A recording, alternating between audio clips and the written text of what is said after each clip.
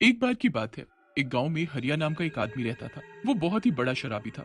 सुबह होते ही वो शराब पीनी शुरू कर देता था। पूरा दिन वो कोई काम धंधा करता नहीं था और बस शराब पीकर यहाँ वहाँ पड़ा रहता था। हरिया की पत्नी मीना बेचारी बहुत ही अच्छी और सीधी औरत थी। वो हरिया की शराब पीने की आदत से बहुत परेशान थी, क्योंकि हरिया ना तो काम करता ना ही उसे बात करने की तमीज थी।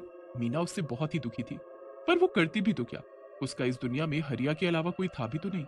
एक दिन की बात है, जब मीना खाना बना रही होती है, पर उसे थोड़ी देर हो जाती है। अरे कहाँ मर गई मीना की बच्ची। इतनी देर से मैं भूखा हूँ। तू क्या मुझे भूखा मारना चाहती है? जी वो परसों होली है ना, तो मैं आज गुजिया बना रही थी, बस उसी में देर हो गई। पर मैं बस अभी खाना लेकर आई। मीना फिर जैसे ही हरिया के लिए खाना लेकर आती है, हरिया खाना फेंक कर मारता है। मीना बेचारी सारी जल जाती है और रोने लगती है। हरिया घर में रखे रंग निकाल कर लाता है और बुरी तरह मीना के मुंह पर मलने लगता है। मीना बेचारी बहुत चिल्लाती है, मुझे छोड़ दो, नहीं नहीं नहीं खेलूंगी अब, मुझे छोड़ दो, मुझे छोड़ दो। हरिया मीना की एक नहीं सुनता। वो उसे बुरी तरह रंग लगाता ही रहता है और फिर उसे मारना पीटना शुरू कर देता है। वो मीना को इतना मारता है कि मीना का सर फट जाता है। मीना बेचारी चिल्लाने की खूब कोशिश करती है, पर उसकी आवाज घर के बाहर तक पहुंच ही नहीं पाती। हरिया मार पीट कर शराब के नशे में बेहोश पड़ा रहता है। मीना भी बेचारी उठने की हालत में नहीं होती। उसके सर से खून बहता रहता है। अगले दिन जब हरिया को होश आता है, तो वो मीना को देखकर घबरा जाता है। अरे ये तो मर गई है। अब मैं इसका क्या करूँ? इसकी लाश को कहीं ठिकाने लगाना पड़ेगा। हरिया मीना की लाश को उठाता है और उसे कहीं छुपाने की सोचता है। उसे कोई ऐसी जगह ही नहीं मिलती जहां वो लाश को छुपा सके। पर फिर उसे सामने होली की लकड़ियां इकट्ठी रखी हुई दिखती है। अरे वाह, ये बढ़िया जगह है। क्यों ना मैं मीना की लाश को इसी में छुपा दूं। किसी को शक भी नहीं होगा और आज शाम को होली के साथ मीना की लाश इसी में जलकर राख हो जाएगी। बस फिर हरिया ऐसा ही करता है। जब आसपास कोई नहीं होता, वो मीना की लाश को उसी लकड़ियों के बीच छुपा देता है और वहां से चला जाता है। अब शाम को लोग होलिका दहन के लिए वहां इकट्ठे होने लगते हैं। सब बड़े खुश होते हैं। सबके हाथों में जौ और गुलाल होता है। फिर थोड़ी देर में होलिका दहन होता है। किसी को इस बात का जरा भी पता नहीं चलता कि अंदर मीना है। लोग तो अपने मजे से खुशियां मना रहे होते हैं, नाच गा रहे होते हैं। सब एक दूसरे को बधाई दे ही रहे होते हैं कि अंदर मीना का शरीर जलना शुरू हो जाता है। अंदर मीना का शरीर जल रहा होता है और बाहर लोग होली की खुशियां मना रहे होते हैं। जब लोग खूब थक जाते हैं, तो फिर अपने अपने घर चले जाते हैं और उनके जाने के बाद होलिका से चुड़ैल निकलती है। मार डाला मुझे और मेरे मरने पर खुशियां मना रहे हो। अब मैं सबको मार डालूंगी, सबको। बस फिर चुड़ैल गुस्से में पागलों की तरह यहाँ से वहां गांव में घूमने लगती है। वो एक एक करके सबके घर के बाहर जाती है और खून से उनके घर के बाहर लिख देती है, अगर होली खेली तो मारे जाओगे। पूरी रात चुड़ैल यही करती है। हर एक घर के बाहर ऐसा ही लिख देती है और गांव में बाकी जगह पर भी यही सब लिख देती है। अगली सुबह जब लक्ष्मी भैंसों का चारा डालने के लिए उठती है, तो उसे अपनी दीवार पर बड़ा बड़ा लिखा कुछ दिखता है। वो पढ़कर बड़ी हैरान हो जाती है और पड़ोस से राजू को आवाज देती है। राजू भी उसे पढ़ने लगता है और बताता है कि उसके घर भी यही लिखा हुआ है। राजू और लक्ष्मी बात कर ही रहे होते हैं कि तभी वहां से जगिया गुजरता है। अरे क्या तुम्हारी दीवार पर भी यही लिखा है? तुम्हारी मतलब पूरे गांव में हल्ला हुआ पड़ा है। हर घर के बाहर यही लिखा है। और तो और पूरे गांव में हर जगह खून से यही लिखा हुआ है कि अगर होली खेली तो मारे जाओगे। क्या बेकार की बातें। ये सब किसी का मजाक है और कुछ नहीं। ऐसे कैसे कोई किसी को मार देगा? मैं ये सब नहीं मानता। भाई जो भी हो, मैं तो इन सबसे बहुत डरता हूँ। कहीं ये किसी ने जादू टोना तो नहीं किया। मैं तो नहीं खेलूंगा होली। मैं मरना नहीं चाहता। जगिया तो वहां से चला जाता है और राजू इस बात पर यकीन ही नहीं करता।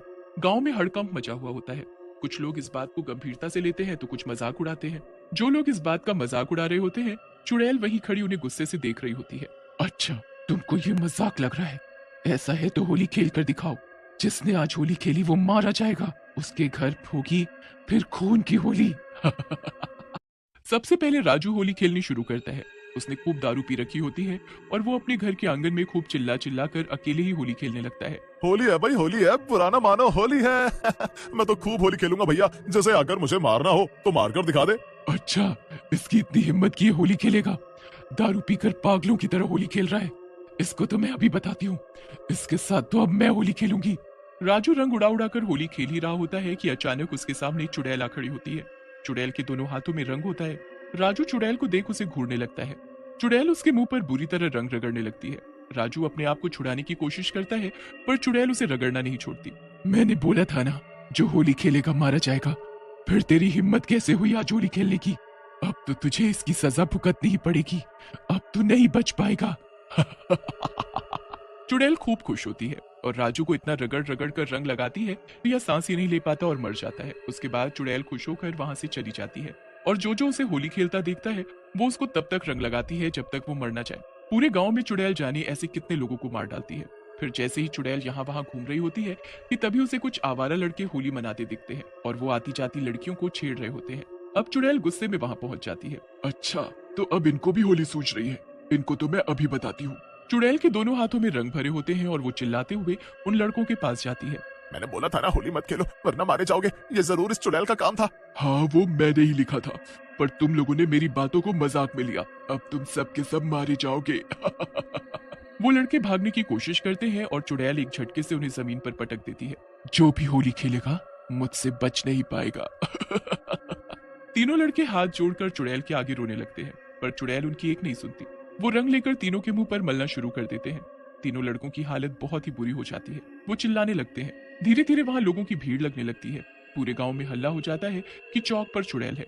सारा गांव वहां चुड़ैल को देखने इकट्ठा हो जाता है। चुड़ैल से लोग पूछने लगते हैं कि उसने पूरे गांव में क्यों लिखा और उसे होली से क्या दिक्कत है। मुझे होलिका में जलाकर मार डाला तुम लोगों ने, इस गांव के लोगों ने। अब मैं किसी को नहीं छोड़ूंगी। मैं उसी होलिका में अंदर जख्मी हालत में पड़ी थी।